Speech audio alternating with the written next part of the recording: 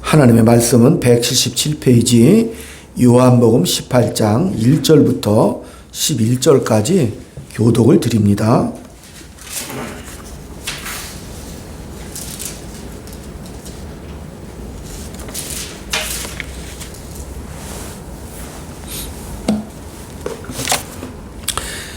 제가 먼저 봉독합니다. 예수께서 이 말씀을 하시고 제자들과 함께 기드론 시내 건너편에 나가시니 그곳에 동산이 있는데 제자들과 함께 들어가시니라.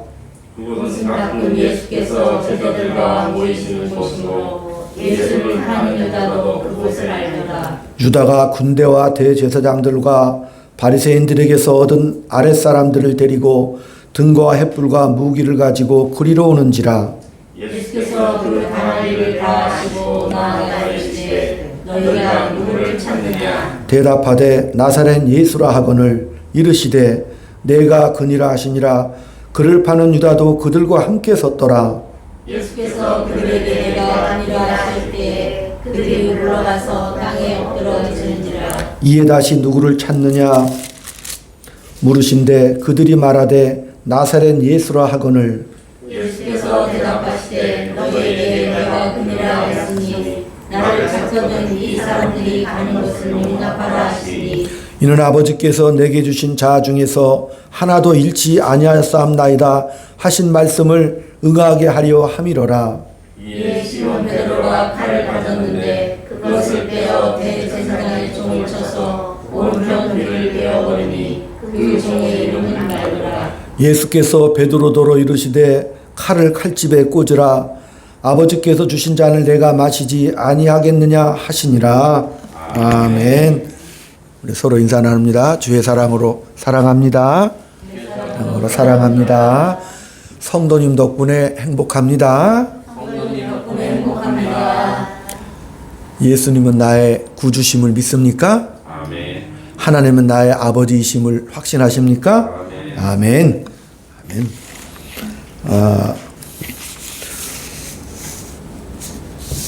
오늘 우리가 요한복음을 통해서 하나님의 크심과 우리를 구원하시는 그 구속사의 은혜에 대해서 함께 같이 은혜를 나누고 있습니다.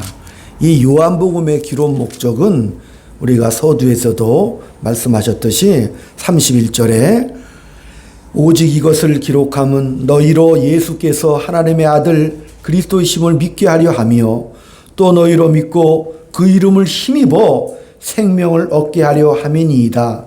20장 31절이 바로 이 요한복음에 기록한 목적이죠. 그러니까 이 요한복음의 기록 목적에 의해서 다른 복음에서 나타나는 많은 기록들이 요한복음은 과감히 생략을 해버립니다.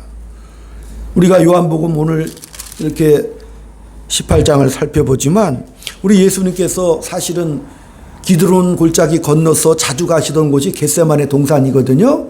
근데 요한복음에서는 겟세마네 동산에서 땀방울이 핏방울 되도록 기도하는 모습을 요한은 과감하게 빼버렸어요.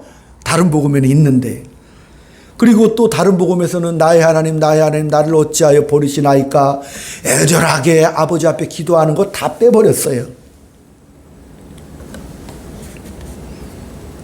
기록 목적대로 예수님은 하나님의 아들이십니다라는 것을 과감하게 선포하고 있고 그분이 바로 그리스도다. 그분의 은혜를 힘입어 생명을 얻게 하려 내가 이것을 기록했다라고 요한복음은 기록하지요. 다시 말하면 요한은 예수님의 위대하심과 하나님 되심과 또한 그러기 때문에 우리 인간의 나약한 모습을 계속 부각시켜주고 있어요. 왜 마태, 마가, 누가 복음에 보면은 그 복음서의 제일 끝마무리에 내가 너희를 세상에 보내노라 권능과 권세를 주어서 보낸다 이렇게 다 끝나거든요. 장엄하게 끝나잖아요. 근데 요한복음은 전혀 엉뚱하게 끝나죠. 나중에 베드로가 저는 하나님 앞에 붙잡혀서 가지만 저 요한은 어떻게 됩니까? 라고 이상하게 끝나잖아요. 그게 뭘 부각시키는 거죠? 인간의 나약함과 연약함을 보여주고 있다는 사실이죠. 왜? 사도 요한이 요한복음을 통해서 강조하고자 하는 것은 뭐죠? 그 예수님의 하나님 되심과 그 크심을 강조하고 인간의 나약함을 부각시킴으로 말미암아 뭘 말하고 싶은 거죠? 그 간격을 누가 채우신다? 하나님이 채우신다. 하나님의 은혜로만 우리가 살 수 있다는 것을 강조하고 있다는 사실입니다.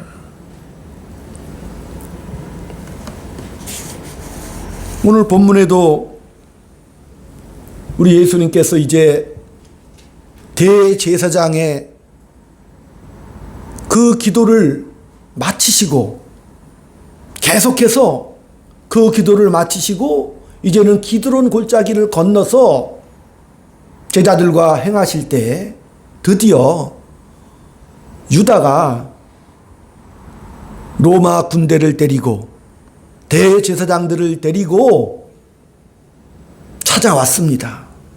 여기 군대라고 번역된 요 단어의 뜻은 로마 전투보병 600명을 지칭하는 단위지요.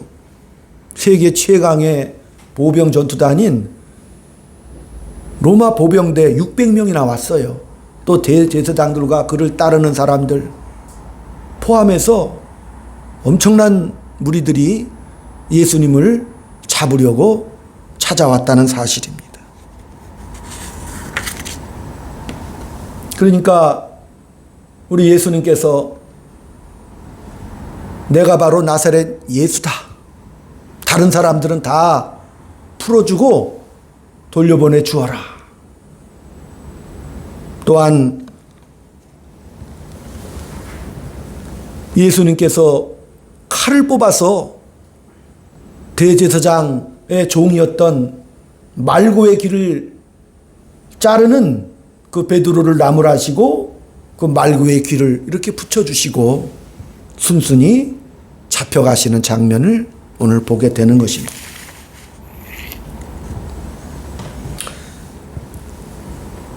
우리가 이 장면을 통해서 몇 가지 살펴보고 싶은 것은 예수님께서 아버지가 나를 사랑한 것 같이 너로 인하여 그 사랑 속에서 기쁨과 감격을 누리도록 성부, 성자, 성령의 그 사랑의 연합으로 우리를 초대하고 있는데 그것은 엄청난 기쁨이고 영광스러운 일임에도 불구하고 결국은 오늘 본문 말씀처럼 사로잡히고 결국은 죽음으로 끝난 이 사실을 통해서 볼 때 왜 이렇게 일을 하십니까? 우리가 예수 믿어 천국 가는 것도 알고 우리 죄를 위하여 십자가를 지셨음도 알지요. 그러나 예수님이 죽음으로 끝나버린 이 사역의 증인이 된다는 것은 우리의 기대와는 너무나도 어긋나고 또 보상이 없는 인생을 살아야 된다는 것도 사실 우리 신자들에게 있어서는 어려운 일입니다. 안 믿는 자들은 두려움과 걱정 속에서 인생사를 당연시 여기겠지만 그러나 우리는 신자가 되어가지고 현실에서 신앙생활할 때 만족스럽지 않다는 것을 우리가 지금까지 살아오면서 다 우리가 경험하고 있지 않습니까? 이게 만만한 일이 아니구나. 말 못할 우리들의 고민입니다. 내가 예수를 믿었는데 왜 이렇게 어려운 일이 많이 생기는가? 그렇다고 또 누구한테 사정하고 고백할 수도 없는 문제 아닙니까? 그 문제를 우리가 잘 이해를 해야 됩니다. 우리 예수님께서 시간과 공간의 제약을 받으시고 육신을 입고 이 땅에 오셔서 우리와 동일한 고난과 어려움과 유혹과 도전을 받으셨는데 그 인생을 통해서 내가 아버지의 기쁘신 뜻을 행하고 기쁨으로 충만하고 내가 이렇게 순종함으로 아버지가 영광을 받고 또 내가 죽는 것도 이 죽는 일조차도 나에게는 영광이다 이렇게 표현하심으로 그 의도와 의미를 잘 알아야 우리도 내가 인생을 살아가는 의미와 목적을 알 수 있다는 사실입니다. 하나님은 왜 이렇게 일을 하시는가?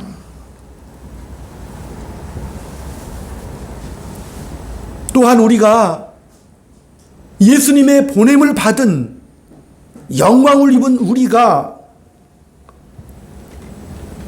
그 영광을 입었다는 그 현실이 무엇인지를 바로 깨달을 수가 있는 거지요.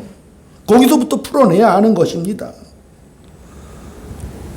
예수님께서 십자가를 지시고 이제 부활하셨잖아요. 그러면 다 된 거 아니에요. 십자가를 통해서 우리의 죄를 다 사해 주셨잖아요. 부활하심으로 영광을 입으셨어요. 그러면 끝나겠는데, 그럼 우리에게는 뭐예요? 믿는 자들에게는, 그죠? 영광과 특권과 정말 형통함이 계속 펼쳐져야 되죠. 당연히. 부활하셨으면 제자들한테 몰래 보이실 것이 아니고 로마 황제 앞에 보이시고 어떻게 해요? 로마 황제를 권력에서 끌어내리고 황제가 되시면 되죠. 그래서 기독교를 전파하시고 전 세계를 정복하시고 잘한 자들에게 상을 베풀어 주시고 못한 자들에게는 벌을 주시고 이렇게 행하시면, 그렇게 통치하시면 굉장히 손쉽잖아요. 그렇게 하실 수 있죠. 오늘 본문에도 보면 예수님께서 잡으러 온 600명의 로마 군단, 그 많은 사람들 앞에 내가 그로다, 이 내가 그로다라는 뜻은요 엄청난 단어거든요. I am who I am. 에고 에이미, 나는 하나님이다, 그런 선언이거든요. 근데 내가 그러다 하니까 오늘 본문에는 다 꿇어 엎드렸다 그랬죠. 하나님의 이름이 선포될 때 다 무릎 꿇게 돼 있죠. 말씀 한마디로 잡으러 온 그들이 벌벌 떨면서 다 무릎을 꿇었다니까요. 그 이름이 선포될 때. 그런 능력을 가지고 계시는데 왜 그런 방법을 쓰지 않으셨는가? 그게 의욕거리고 시험거리입니다, 우리한테는. 그런데 이제 이 문제를 우리가 이해하려면 구약 성경에서 해결의 실마리를 찾아볼 수 있는데 바로 밧세바의 범죄 사건이고 다윗의 일대기를 통해서 알 수가 있어요. 오늘 여기 본문에도 보면은 예수님께서 기드론 골짜기를 건너가셨다고 그랬잖아요. 근데 이 기드론 골짜기를 사도 요한은 다른 복음서에는 기드론 골짜기 건넜다는 얘기가 없어요. 근데 사도 요한은 기드론 골짜기를 건너갔다라고 은연중에 뭔가를 지금 떠올리고 있다는 사실이죠. 이 기드론 골짜기가 어떤 골짜기냐면 이 다윗 우리가 잘 알잖아요. 소년 다윗이 이스라엘의 위기가 왔을 때 하나님의 이름으로 나가서 적장 골리앗을 무찌르고 백성들의 칭송을 받고 십수년의 방랑 생활을 거쳐 통일 이스라엘의 왕으로 등극하고 하나님의 법궤를 모셔서 하나님의 영광을 드러내는 그런 일들을 한 왕이고, 또한 하나님 앞에 자기 받은 은혜 너무 감사해서 성전을 지어드리려고까지 했던 그런 다윗이요. 그러나 그 다윗이 밧세바를 범했습니다. 충성스러운 장군 우리아를 전선에 내보내서, 그것도 죽을 수밖에 없는 최전선, 당시 총사령을 했던 요압 장군이 이스라엘군이 전투를 하고 전진을 하는데 명령을 내려서 군대를 싹 빼버려. 그러니까 우리아가 혼자 남게 되잖아요. 전사를 해버리고 말잖아요. 그러니까 죽게 했다 그 말이에요. 그러면서까지 그 아내를 취하게 되죠.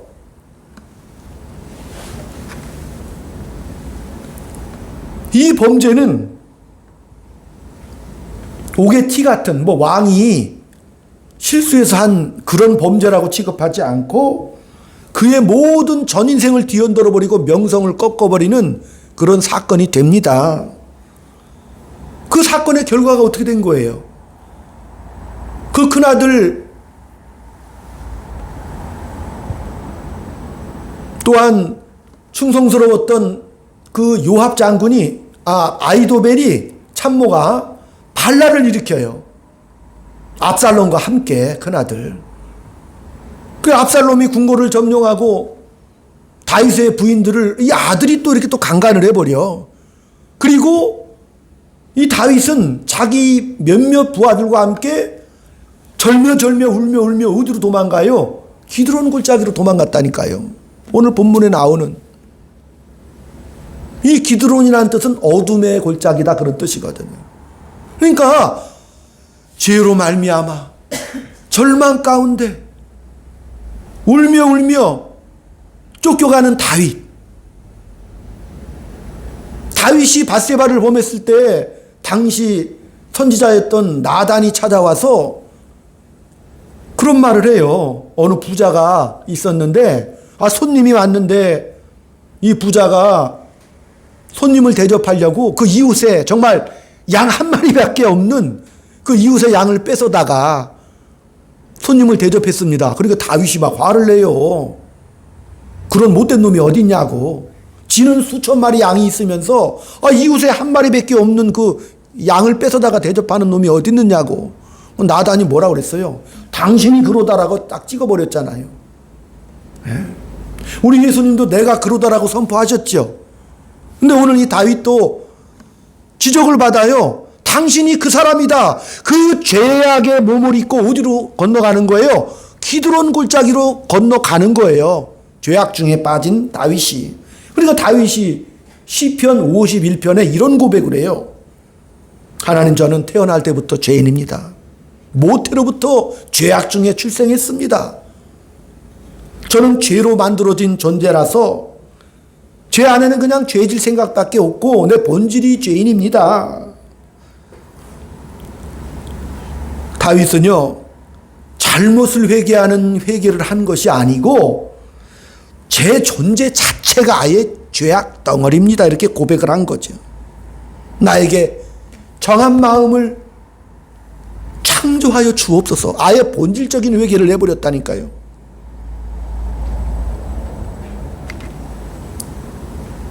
죄 안 짓고 선하게 살게 하옵소서. 이 정도가 아닌 것이죠.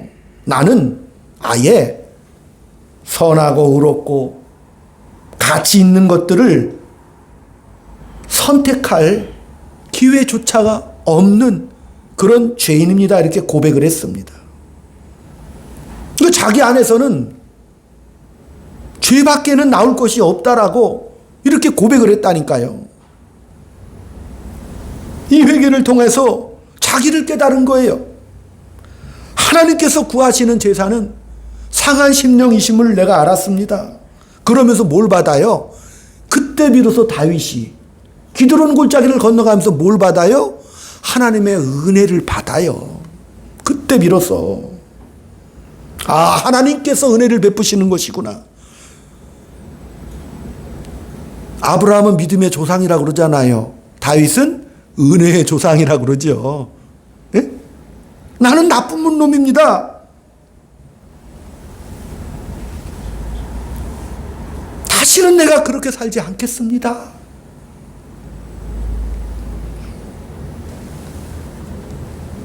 나는 죄밖에 지을 수 없는 존재입니다. 나를 고쳐 주옵소서. 우리 예수님께서 자기의 생애와 그 생애의 의미와 목적으로 우리에게 주어지시는 그 은혜에 대하여 이렇게 얘기를 합니다. 요한복음 13장 34절에도 새 계명을 너희에게 주노니 서로 사랑하라 이렇게 계명을 주십니다. 이것은 덧붙여진 새로운 명령이 아니에요. 구약 성경 내내 사랑하라고 가르쳐 주셨잖아요. 근데 왜 이 명령을 내려주시는가요? 이 사랑하라는 이것을 그전에는 너희들이 할 수 없었다는 거예요. 그전에는 할 수 없었다. 그게 바로 다윗이거든요. 다윗은요, 일대기를 통해서 알듯이 하나님 앞에 뭐 충성하고 헌신하고 열정을 다한 것 같았잖아요. 그 일생을 통해서 멋지게 살아갔잖아요. 근데 다윗이 된 것은 범죄한 이후거든요. 하나님의 은혜를 비로소 깨달았어요. 다윗이 그동안 행했던 일들은 탐욕, 욕심부린 거죠. 사랑을 할 수 없는 존재로서 구호와 캐치프레이즈를 가지고 나갔던 거죠. 다윗의 일생을 통해서 우리는 봐야 되잖아요. 한 부분만을 가지고 얘기할 수는 없지요. 성경을 볼 때도. 너희는 모두 죄인이고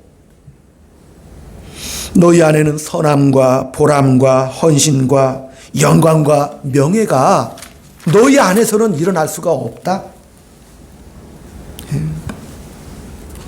그러나 이제 우리 예수님께서 그 절망의 골짜기, 어두운 골짜기 기드론 시내를 건너가셨죠.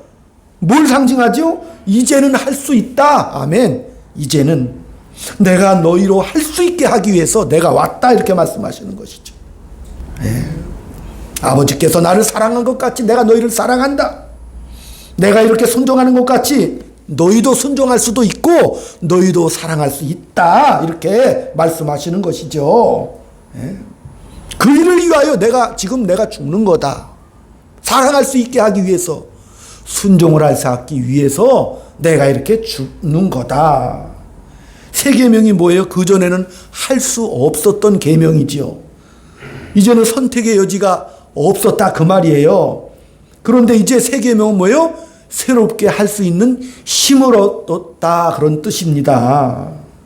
그런데 이제 한 가지 문제가 뭐냐면, 그러면 하필 왜 죽으셔야만 했는가가 또 의문이 남죠. 말로 하시지 그냥 어떤 권능으로 새 힘을 입혀주시면 되잖아요. 권능을 확 덧입혀가지고. 근데 왜 하필이면 죽으시는 거예요? 왜 하필이면 이 십자가에서 죽으시는 거예요? 그러니까 이게 제일 싫어하는 내용이라니까요. 우리 성도들이 제일 싫어하고 이해하기 싫어하는 내용이지요. 다시 한번 다윗으로 돌아가서 이 밧세바의 범죄 사건은 다윗을 일깨우는 사건이에요. 그러니까 다윗의 전 일대기를 통해서 긴 시간이 필요했죠. 그렇잖아요. 긴 시간으로 이렇게 설명을 하시는 거예요. 다윗의 일대기. 그래서 그 일대기를 통해서 뭘 깨닫는 거예요? 나단 선지자를 통해서 하나님께서 말씀하시잖아요. 당신이 그 범죄자다 이렇게 지적을 하시는 거예요. 네. 당신이 그 범죄자다. 근데 우리 예수님은 오늘 기드론 골짜기를 건너서 자기를 죽이려고 잡아려고 온 그 사람들 앞에 내가 그다, 내가 그 하나님이다 라고 선포하시는 거죠. 내가 그 하나님이다. 자, 그럼 우리가 17장에서 아버지가 내 안에, 내가 아버지 안에 있다라고 말씀하셨잖아요. 그 이 사건은 우리 아버지도 한번 그렇게 말씀하신 적 있죠. 출애굽기에서 나오죠. 네, 출애굽기에서 모세를 통해서 하나님이 등장하시잖아요. 모세가 나이 80의 부름을 받아요. 백성들의 학대와 신음 속에 나이 40에 일어났지만 범죄자가 되어서 광야를 헤매다가 나이 80에 하나님 앞에 부름을 받습니다. 내 백성 구해내라. 모세가 너무 화가 나요. 하나님 무슨 일을 이렇게 하시고, 나 힘도 능력도 아무것도 없는데 왜 일을 이렇게 하십니까? 하나님 이름이 뭡니까? 아니 하나님 이름이 뭡니까 도대체? 내가 하나님이 누군 줄 알고 백성한테 가서 내가 너희를 구하러 왔다 이렇게 말할 수 있겠습니까? 다시 말하면 말도 안 되는 얘기 그만하시라 이렇게 말씀하신 거거든요. 그때 하나님께서 뭐라고 말씀하셨어요? 역사 최초로 I am who I am, 에고 에임이 내가 그니라, 예수님이 말했던 그 고백 그대로 원어 그대로 똑같은 단어가 쓰여 있거든요. 나는 나다. 하나님의 길을 중단하지 않았다 그런 뜻이거든요. 그러니까 우리 예수님은 뭐예요? 아버지가 내 안에, 아멘, 이제 이해가 되죠? 내가 아버지 안에 있어서 이 백성들을 하나도 잊어버리지 않고 다 보존하고 구해내시려고 오셨다는 것을 17장의 기도를 통해서 그대로 지금 실천하고 계시는 것이죠.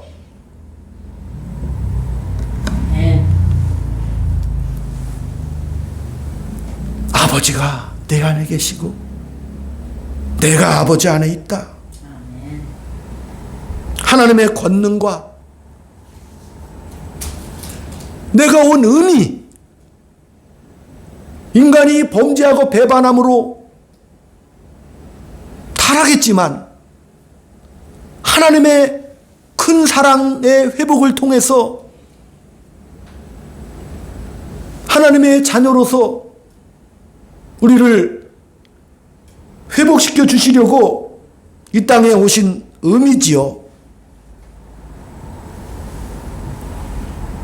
그래서 우리를 구원해 주시려고 오신 것인데 그것은 잘못된 것을 이렇게 지우개로 지우려고 오신 것이 아니라 새로운 것을 할 수 있는 자녀들로 만들어 주시려고 오셨다는 겁니다. 보라 이제 새 것이 되었다 이렇게 말씀하시고 선언하시는 것이고 사도 바울도 그런 고백을 하잖아요. 이제 너희는 새로운 피조물이니까. 그러면서 뭐예요? 하나님의 은혜와 사랑을 덧입고 성령의 충만함을 덧입어 성령의 열매를 맺으며 담대하게 나가라고 그렇게 권면을 하잖아요.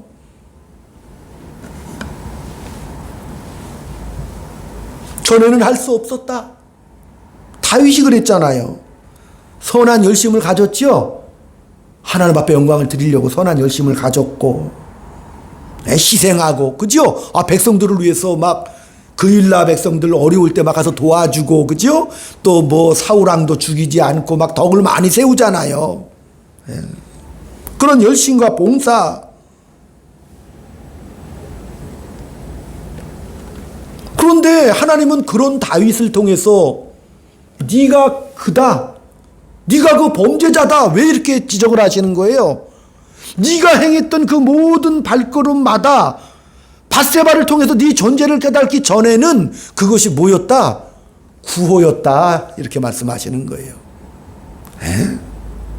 그런 단어들, 희생과 헌신과 봉사와 선한 것과 의로운 그 모든 것, 물론 다윗은 그 순간에는 순수했겠지. 하나님에 대한 그 사랑, 영광이 불타올랐겠죠. 그죠?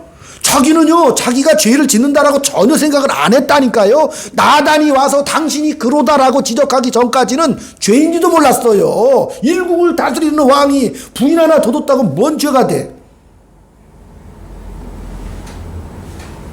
근데 하나님은 당신이 범죄자다라고 이렇게 지적을 하신다니까요.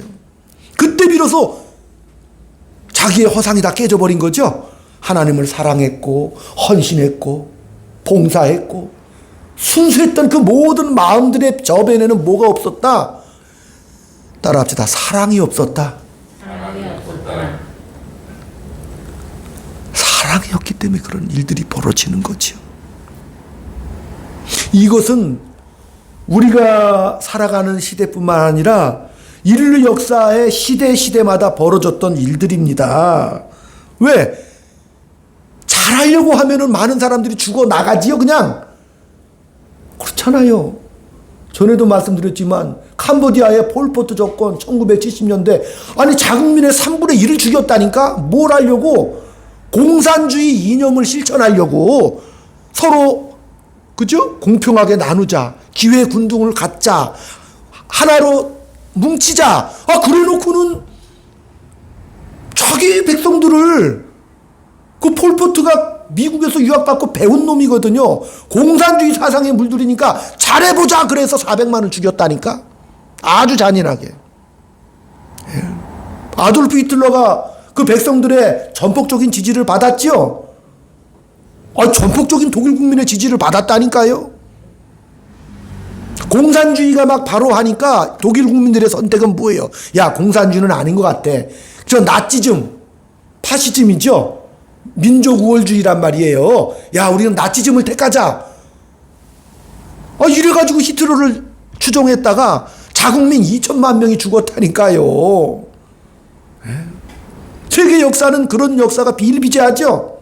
잘하려고 그러면 인간들은 어떻게 해요? 더 많이 죽어나가는 거죠. 잘하려고 더 많은 피를 흘려요. 더 많은 싸움을 하게 되고 더 많은 실패를 하게 되죠. 왜? 그 모든 것이 뭐예요? 그 사상 속에 뭐가 없어서 사랑이 없으면 이렇게 되는 거라니까. 사랑이 없으면 그래요. 사랑이 없는 거, 그 모든 열정은 질투고 시기고 강제고 폭력이고 그 밖에는 나올 것이 없다니까요. 그러니까 하나님은 사랑이다라고 선포하고 오시는 거죠. 이런 인류 역사를 향해서. 우리 예수님이 기드론 골짜기를 건너가시고 죽으심으로 뭘 했어요? 비로소 사랑을 할 수 있도록 우리를 재창조해 주셨다는 사실이죠. 그러니까 이 사랑은 어디서 드러나는 거예요? 우리 현실에서 드러납니다. 우리가 실존하는 인물로 우리가 겪는 뭐에서 사소한 일상에서 드러나죠. 사소한 일상에서 모든 우리의 삶, 우리의 만남, 우리 직장, 우리의 가족 속에서도 뭐가요? 사랑이 동력이 돼야 하는 것이지요. 우리가 만나는 사람들 모든 만남 통해서 그 결정이 사랑이 뒷받침이 돼야 되는 거예요. 희생하고 봉사하고 하는 것이 행사로 끝나는 것이 아니라 피할 수 없는 현장 속에 하나하나에서 뭐가 돼야? 사랑이 동력이 돼야 되는 것이죠. 여러분, 정직이 뭐예요? 어떤 사람은 정직 그러니까 고지고대로 사실을 말하면 정직이요. 정직 아닙니다. 그거 사랑이 받침되지 않으면 그거 정직 아니에요. 예? 바로왕이 자기가 다스리는 이집트 전역에 히브리 노예들의 자식은 2살이야 다 죽여라. 산파들이 모세 안 죽이죠? 그 정직하지 않잖아요. 하나님을 사랑한 것뿐이죠. 정탐꾼들이 가나안에 들어갔을 때 기생 라합이 그 정탐꾼들을 숨겨주지요. 그럼 거짓말 치잖아요. 정탐꾼 여기 없다고. 그걸 거짓말이라고 하진 않잖아요. 성경에서. 하나님을 두려워하며 하나님의 뜻을 자신의 최고 목적으로 삼는 것, 하나님을 사랑하지 않고서는 일어날 수 없는 일이지요. 하나님을 사랑하지 않으면, 사람을 사랑하지 않으면 성경은 뭐라 그랬어요? 우상숭배라고 그랬거든요. 그게 뭐다? 탐심은 곧 우상숭배라고 그랬다니까요. 탐심은. 그러니까 이 탐심이 뭐냐? 우상숭배가 뭐냐? 모든 인생의 결정권은 자기가 가지고 소원하는 것도 자기가 소원하는 자기의 본성대로 소원을 가져요. 그리고 방법이나 힘에 있어서는 신께 도움을 구하는 게 우상숭배라니까요. 자기 멋대로 정해놓고, 그죠? 하나님은 주권자시죠? 아멘? 하나님은 주권자시죠. 네? 예레미야 1장 8절에도 내가 나라를 세우고 건설하고 파괴하고 만왕의 왕이고 생명의 주권자다. 하나님은 창조주시잖아요. 이것을 인정하는 거죠. 거기서 바뀌는 것입니다. 그러니까 우리는 우리 예수님께서 이 땅에 오셔서 보여주셨던 그 길을 따라가는 겁니다. 예수님은 여기 오셔서 많은 병자들과 만나는 사람을 다 이렇게 사랑으로 덮어주시고 불치병도 고쳐주시고 그들의 아픈 마음들, 소원들, 심지어는 죽은 나사로까지도 살려주시잖아요. 그러면서도 자기가 맡은 사명, 그 인성을 가지시고도 묵묵히 오늘 본문에서도 당하고 그 모든 상황 속에서도 아니 제사장, 대제사장 말고의 길을 자르니까 또 주워가지고 또 붙여주셔요. 나는 그 장면을 볼 때마다 그 주변에서는 얼마나 놀라겠어, 그죠? 내가 하나님이다 이렇게 선포하실 때 수많은 사람들이 땅에 다 엎드려지고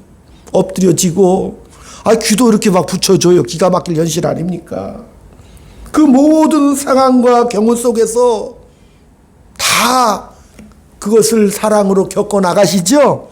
다 감싸주시면서 이렇게 거대한 그 길을 이렇게 가시잖아요. 그 길을. 그러면서 죽음으로 가시지만 우리 예수님은 뭐예요? 그 죽음도 덮어버리시죠? 죽음도 꺾어버리시잖아요. 아멘. 기드론 골짜기, 어둠의 골짜기를 들어갑니다. 그리고 죽음을 겪으시지만 그 죽음도 뒤덮어버리시는 거예요. 요한복음에서 예수님이 죽는 장면이 이상하게 나와요. 고개를 떨구시니까 영혼이 떠나가시더라. 거꾸로 표현한 거거든요. 사망조차도 우리 예수님께서 다스리는 그 장면이거든요. 되게 영혼이 돌아간 다음에 죽잖아요. 근데 머리를 숙이셔요.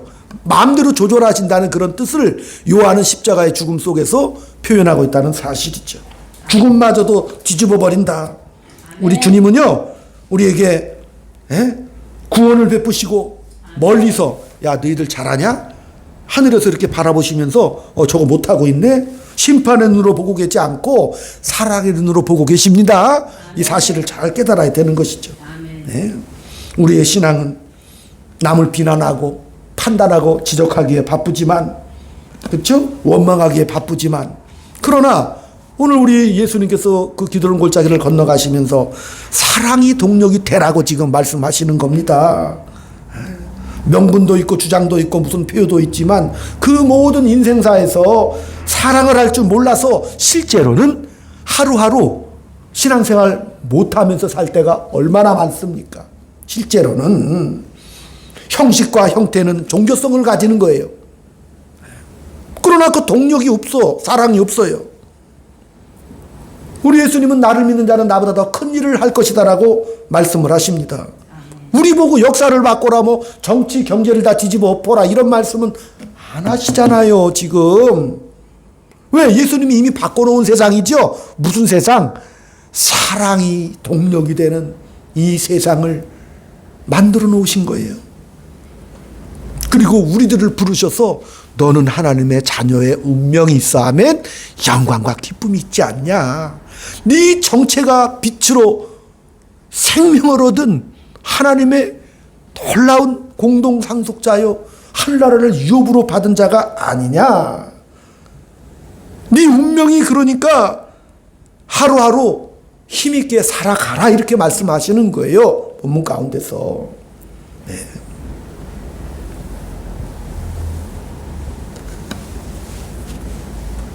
욥이 무지막지한 고난을 당한 이후에 친구들이 찾아와서 네가 죄가 없으면 이렇게 고난을 당할 이유가 있냐? 이렇게 말하지요. 그러니까 욥이 막 친구들이 화도 끄고 회개하라고 난리를 치니까 나는 죄 지은 게 없어. 나 회개할 게 없어. 맞지요? 의인이었다고 하니까 하나님 앞에 막 따지잖아요. 하나님 정말 이루시깁니까? 동방의 의인 정도 되니까 따질 만한가? 어쨌든 따져 물어. 하나님 한번 계급장 떼고 한번 붙어봅시다. 그래서 하나님께서 세 친구들과 욥을 불러서 야 욥이 잘못한 거 없는 거 맞아. 욥의 손을 들어주시죠. 욥의 손을 들어주시긴 하셔요. 그리고 나서 욥아 너 그 세 친구들 위해서 재물 드리고 저 친구들을 중보기도 잘해서 서로 화합하고 네가 좀 품어줘. 그러고 나서 냅다 어디로 데려가셔요? 하늘의 77가지 창조의 역사와 섭리를 쫙 보여주시죠. 지은 것 하나하나가 하나님의 목적과 의도대로 경이로운 그 놀라운 세계들을 다 설명을 해 주시잖아요. 야, 내가 하나하나 정성을 다해서, 야, 각자마다 이게 특이하게 목적들이 다 있지 않냐? 아, 이상하게 말 얘기도 희한하지요? 전쟁에서 말만 뛰쳐나가, 그죠? 아, 군사들이 총 들고 막 칼 들고 나가면 말만 전쟁, 개가 안 뛰잖아요. 소도 안 가. 근데 말만 그렇게 용감하게 뛰어. 너무 신기하죠? 그 말씀도 하시잖아요. 왜? 각자가 목적과 의미에 맞게끔 특이하게 만들지 않았냐. 네. 그러면서 창조와 신비한 생명의 세계로, 기적의 세계로 초대를 하는 것이죠. 네. 왜? 너는 다른 존재야. 너는 내 자녀야. 너는 특별한 목적으로 내가 지은 내 자녀잖아. 너 인생 살면서 이 세상에서 죄 안 짓고 살면 다잖아요. 너 지금 네가 나한테 대던 이유도 죄 안 지었으니까 잘난 척한 거 아니에요. 그거 버리라고 하는 거예요. 우리 인생도 죄 안 짓는 걸로 끝나지 마시고 하나님의 영광으로 더 적극적인 능동적인 삶을 사시길 축원드립니다. 우리 이 땅에 와서 어떻게 죄 안 짓는 것만으로 목표를 삼고 가요. 너무 초라하잖아. 하나님은요, 사단과 내기를 걸어버려서 욥한테, 너 욥 한번 건드려봐, 그래. 그러나 생명은 건드리지 말고 온갖 거 다 건드려봐라. 그리고 하나님이 바라보고 계셨죠. 명예싸움이에요. 그거는 사탄과 하나님과의 명예싸움. 근데 하나님은 뭐예요? 욥을 어떻게 해요? 끝까지 붙잡으시고 지켜주시는 것이죠. 내가 너를 버리지도 않았다. 요한복음 7장을 기도론 골짜기를 건너가시는 것이죠. 내게 주신 아버지가 내게 주신 이 자녀들을 하나도 잊어버리지 않고 보존하여 아버지께로 데려가려고 내가 왔다라고 말씀을 하시잖아요. 그러니까 하나님께서는 명예롭게 우리 인생을 이렇게 지켜보시는 거지요. 그러면서 뭘 주신 거요? 너는 기도도 할 수 있고, 예? 내 이름으로 기도하고, 너 무엇이든지 구하면 내가 다 들어준다라고. 아멘. 예, 그렇게 말씀을 하시는 거예요.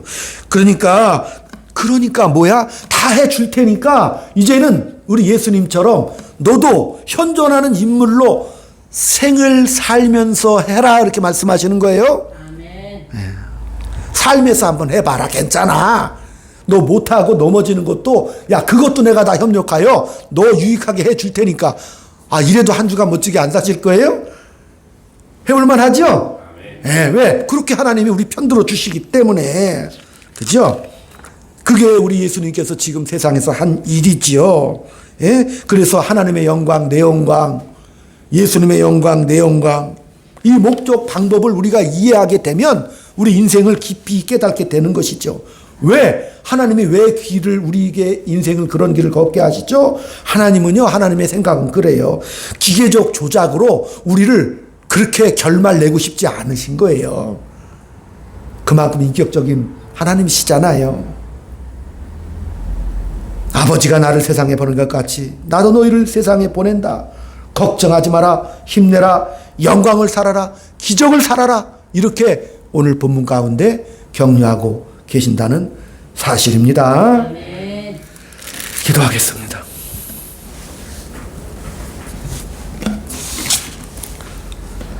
아버지 하나님, 우리 인생이 예수의 피로 값주고 산 복된 인생이고, 또한 우리가 하나님의 영광이 되고 찬송이다라고 부름받은 인생임을 깨닫고 이제 겁을 내지 말고 살게 하여 주옵소서. 때로는 울기도 하고 한숨 쉬는 날도 있겠지만은, 그러나 그것은 작은 힘든 것이지 잘못된 것도 아니고 절망일 수 없다는 사실을 깨닫게 하여 주옵소서. 하루하루 자줄구레한 일상의 나날들을 사랑으로 채우고 쌓아 올리는 기적과 기쁨의 예수 믿는 생애의 놀라움을 각자 스스로 경험하며 확인하는 기쁨의 한 주간 될 수 있도록 주님 붙잡아 주옵소서. 아멘. 또한 주님 앞에 드린 귀한 예물 기뻐 받아 주시옵시고, 영광과 명예의 삶을 사는데 조금도 부족함이 없는 복된 예물 되게 붙잡아 주시옵시고, 그들의 삶의 동력이 사랑이 되어 하나님 앞에 큰 영광을 드리는 복된 나날 되게 인도해 주시옵시고, 인생의 대소사 기도하라 들어주신다고 말씀하신 그 주님 은혜를 힘입어 이 땅에서 응답받는 인생이 되게 도와주시옵소서. 우리의 자녀들 또한 우리의 삶의 모든 인생의 궤적들 지켜보시고 붙잡으시고 보존하시고 보호하시고 통치하시는 그 하나님의 사랑을 힘입고 담대하게 살아갈 수 있도록 인도하여 주옵소서. 예수님의 이름으로 기도 올리옵나이다. 아멘. 419장 예배 마치고 요 위에 식후경에다가 식사 예약을 해놨습니다. 같이 식사하시고 성도의 교제 나누시기 바랍니다. 마지막 절은 일어나서 드립니다.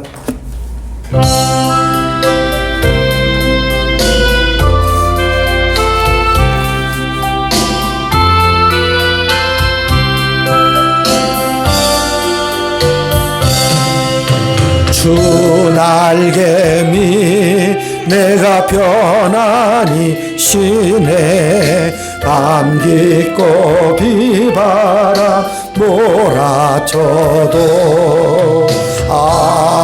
아버지께서 날 지키주시니 거기서 편안히 쉬리로. 아멘. 주 날개매 평안하다. 그 사랑 그늘 잠이뇨. 주 날개매 내쉬는 영원히 거기서 살리. 주 날개미 나의 피난처 되니 거기서 쉬기를 원하노라.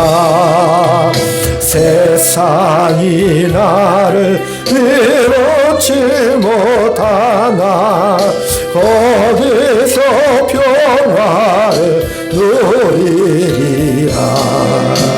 주 날개매 평안하다. 그 사랑 그늘 잠이뇨. 주 날개매 내쉬는 영원히 거기서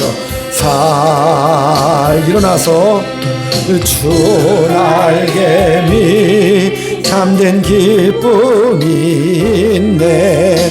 고달픈 세상길 가는 동안 나 거기 숨어 돌보심을 받고 영원한 안식을 얻으리라. 주 날개매 평안하다. 그 사랑 그늘 잠이뇨. 주 날개미 내쉬는 영원히 거기서 살리. 아버지 하나님, 살아가는 성도들에게 한없는 은혜와 사랑의 능력을 더해 주셔서 이 땅에서 이 말씀의 뜻을 깨달아 하루하루 복되고도 존귀한 삶을 마음껏 누리며 갈 수 있도록 붙잡아 주옵소서. 우리 박한영 집사님 사랑의 능력자가 되게 하시고, 우리 유미 권사님 사랑의 통로가 되게 인도하여 주시옵소서. 우리 이채수 권사님 놀라운 사랑의 복된 소식을 증거하는 아름다운 아버지 하나님 열매가 주렁주렁 맺혀지게 인도해 주시옵시고, 우리 박세영 성도에게 아버지 하나님 한없는 은혜를 베풀어 주셔서 이 시대에 맡은 바 복된 사명 잘 감당하며 직장에서도 삶 속에서도 웃음꽃이 피는 사랑의 실천자가 될 수 있도록 은혜 내려 주옵소서. 아멘. 지금은 우리 구주 예수 그리스도의 은혜와 하나님 아버지의 극진하신 사랑하심과 성령님의 감화감동 교통력사 위로 충만하심이 하나님의 길을 멈추지 아니하시는 그 놀라운 사랑의 능력을 덧입고 돌아가는 주의 자녀들 머리 위에 속한 가정과 직장과 이 교회 위에 지금부터 영원토록 함께 있을지어다. 아멘.